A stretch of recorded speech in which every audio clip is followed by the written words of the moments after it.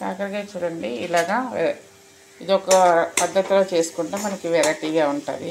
ఇప్పుడు ఒకే పద్ధతి కాకుండా ఏంటంటే ఫస్ట్ ఆయిల్ వేసేసి కాకరకాయలు ఓల్ని ఒక్క బంగాళదుంప వేసుకొని ఫ్రై చేయాలి.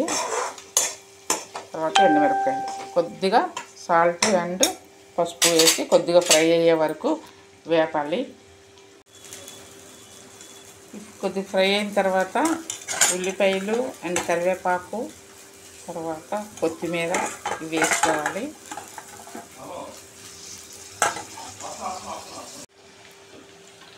కొద్దిగా అల్లం వెల్లుల్లిపాయ కూడా వేసుకొని కొద్దిగా ఫ్రై చేసుకోవాలి. ఫ్రై చేసిన తర్వాత కొద్దిగా కారం వేసుకొని ఇంక తీసుకోవడమే. ఇది ఒక రకం వెరైటీ అనమాట, చాలా బాగుంటుంది. యాక్చువల్గా